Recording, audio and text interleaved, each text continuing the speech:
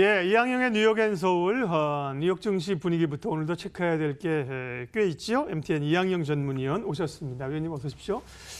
결국은 뭐 유가가 폭등을 했습니다. 유가 얘기 먼저 해야죠. 예. 네, 맞습니다. 유가가 정말 폭등을 했고요. 폭등한 수준이 보통이 아닙니다. 브렌트 기준을 보면 사상 최대폭 하루 상승을 누른 최대폭이 나왔고요. 텍사스 중진리라고 흔히 얘기하는 텍사스주 기준을 보면 2008년 금융위기 이후 하루 폭으로 보면 사상 최대폭, 하루 이후 보면 최대폭이 나왔습니다. 금값도 좀 반등하면서요. 그러면서 결국은 다우지수가 8일 연속 상승하다가 결국은 일단은 브레이크가 걸린 모습이죠.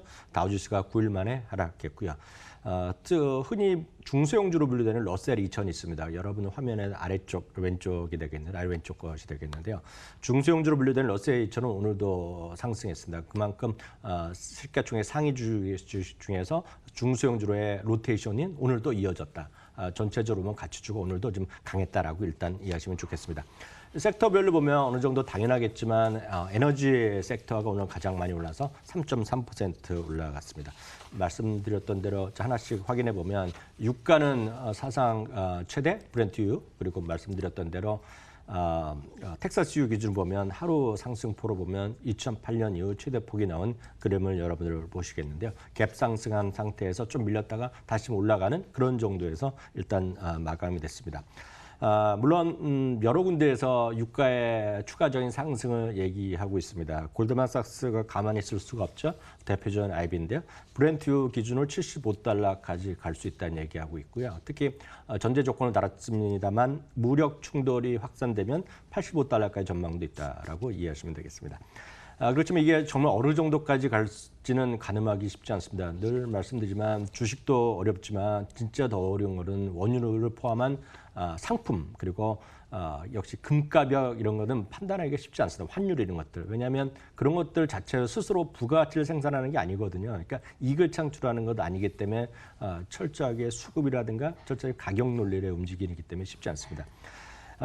다만 어느 정도까지 약간 상승 여력이 있지만 화면에서 보이다시피 지금 여러분들 저만 하더라도 학교 다닐 때는 사우디가 1위라고 생각했는데요. 2년 전부터 미국이 생산량 1위가 됐습니다. 러시아도 만만치 않게 커져 있기 때문에 사우디가 조금 위축된다 하더라도 미국에서 더 생산하면 됩니다. 미국 셰일을 이제 뽑아내니까 셰일 오일 때문에 그렇겠죠. 맞습니다. 그 셰일가 오일은 진짜 여러분들의 상상과 다릅니다. 여러분들 한번 예전에 그런 거 보신 분 영화나 보신 분 계시겠지만 한번 진짜 원유 있죠? 원유 이제 기존의 방식대로 퍼 올리는 것은 한번 사고 나면 새로 불을 끄기도 힘들고 새로 끄고 올라올 때까지 또 수개월이 걸리는데요.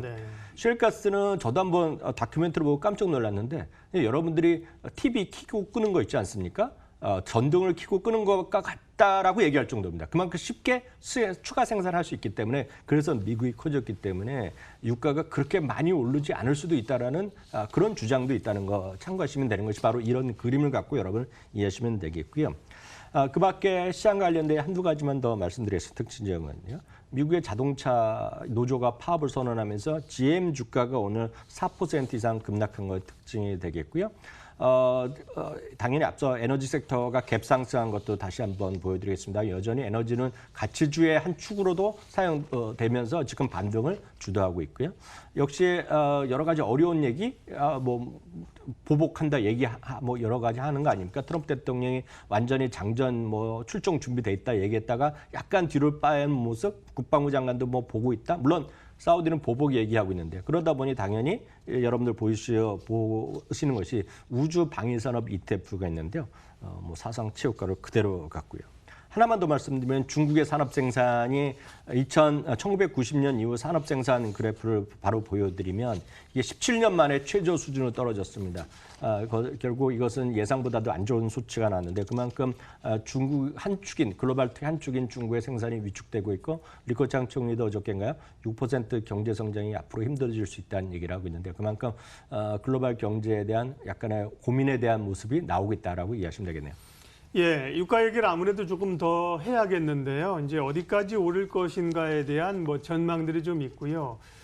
과거에 그러면 이렇게 유가가 급등하는 국면들이 몇 번 있었을 텐데요. 지정학적인 위험이 커진다든지 이랬을 때의 주가 변동성이 어떻게 나타나는지가 궁금합니다. 네, 저도 이제 흥미로운 차에 미국에선 언론에서 흥미로운 또 자료를 냈습니다. 그러니까 이게 1999년 이후에요. 1999년이에요. 그러니까 20년 동안에 유가가요.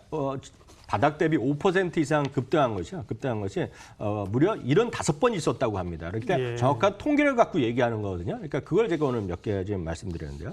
과거에 이렇게 5% 이상 유가가 급등했을 때 어떤 일이 벌어졌냐면 발생 일주일 만에요. 발생 일주일 만에 쉐브론이나 엑선모빌 이런 건 당연하죠. 왜냐하면 네. 원유 에너지 그 메이저 기업이기 때문에 올라갔고요.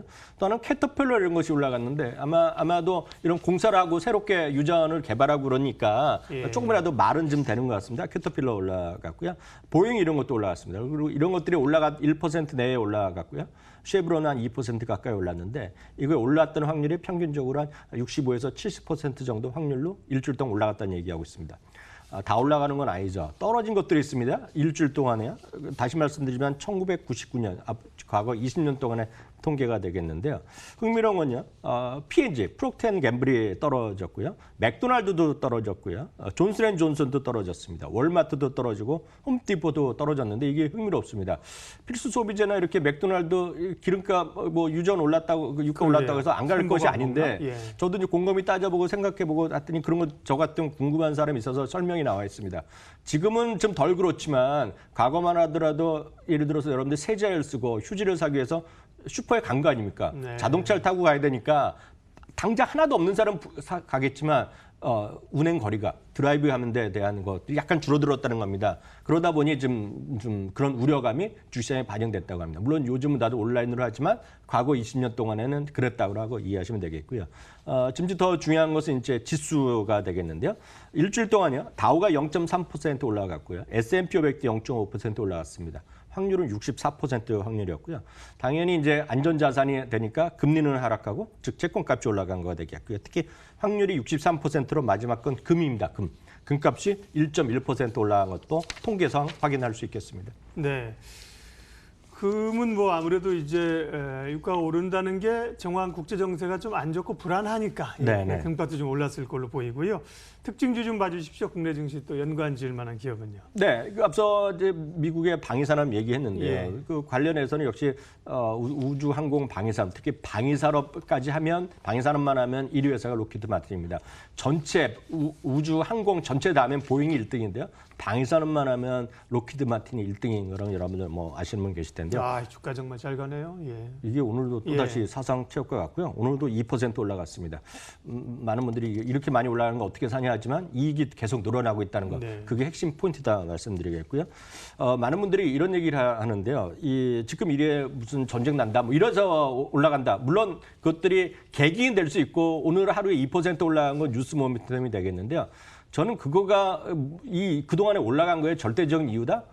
전 죄송하지만 절대 아니라고 보고 있거든요. 그럼 그 이유는 뭐느냐? 이 그림 하나만 여러분들이 이해하시면 정확합니다. 뭐냐면 이것은 1950년대부터요. 50년은 언제입니까? 우리나라 그 6.25 전쟁 때죠. 그리고 60년대 중반 후반에 이제 베트남 전쟁이 나오고요. 예. 70년대 말에 이제 중동 전쟁이 나오고 그다음부터 대탕트가 냉전이 나오고 이제 대탕트 시대로 가는 거 아닙니까?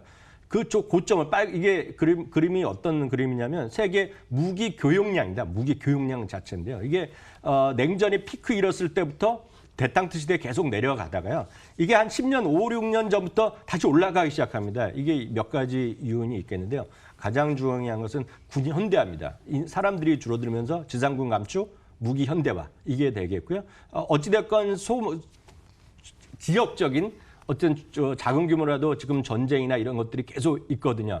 이런 것들이 지금 발발하고 있거든요. 이렇게 되면 많은 분들이 여기서 음모론도 얘기 나오지만 어찌됐든 사실이 되겠고요. 우리나라랑 미국 똑같이 우리나라 예산 증가율이 가장 높은 거. 아마 내년에도 우리나라 가장 높은 것이 저는 방위산업이라고 저도 얼마 전에 국방 예산이 가장 증가율이 높다고 봤는데요. 이런 것들이 지금 반영되고 있고 바로 이런 큰 트렌드 플러스 우주 항공 산업에 대한 전 세계 각국의 어떤 지출 확대.